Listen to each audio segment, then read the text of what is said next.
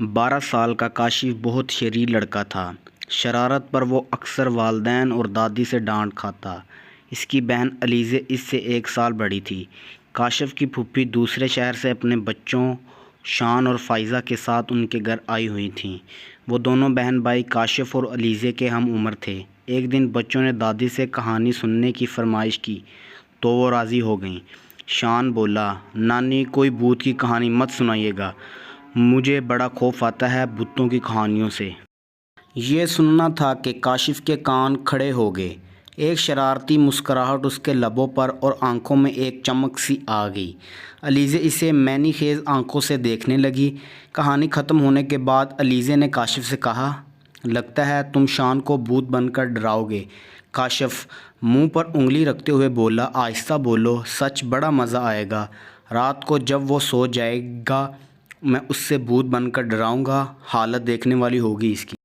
رات ہو چکی تھی۔ کاشف اور شان الگ کمرے میں سو رہے تھے۔ شان کے سونے کے بعد کاشف اٹھا اور چپکے سے باہر جا کر اس نے بھوت کا گیٹ اپ اختیار کیا۔ اب اس کے قدم اپنے کمرے کی طرف بڑھنے لگے جہاں شان سو رہا تھا۔ کمرے میں مدھم روشنی تھی۔ کاشف آہستہ آہستہ قدم بڑھاتا ہوا شان کی طرف بڑھ رہا تھا۔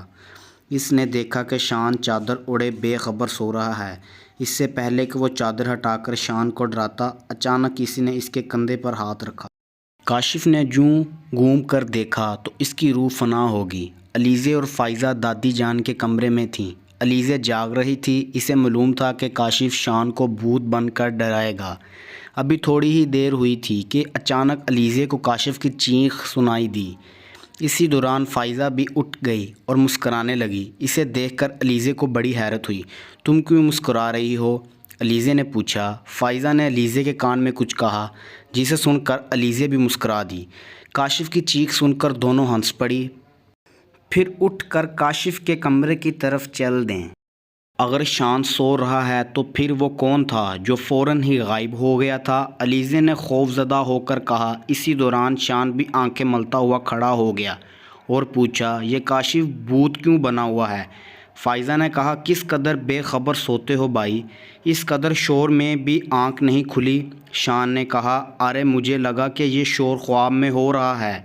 اب کاشف کی سمجھ میں آیا کہ وہ اصلی بھوت ہی تھا۔ اسی دوران گھر کے باقی لوگ بھی اٹھ کر وہاں پہنچ گئے تھے اور انہیں بھی ساری صورتحال کا علم ہو گیا۔ کاشف کے ابو نے کہا، کہو برخوردار، اب کوئی شرارت کرو گے؟ اصلی بھوت تمہیں شرارتوں کی سزا دینے آیا تھا، لیکن علیزہ اور فائزہ کے آنے سے وہ غائب ہو گیا۔ اب کوئی شرارت نہ کرنا۔ کاشف اپنے کانوں کو ہاتھ لگا کر بولا، میری توبہ ہے جو میں نے آئندہ کوئی شرارت کی ہو۔ دادی بولیں، ہماری بات تو تم مانتے ہی نہیں تھے، بھوت کی بات فوراً مان لی۔ اچانک شان چیخا، بھوت کہاں ہے؟ یہ کہہ کر کاشف خوف سے کانپنے لگا۔ اسے کانپتا دیکھ کر شان زور زور سے ہنسنے لگا۔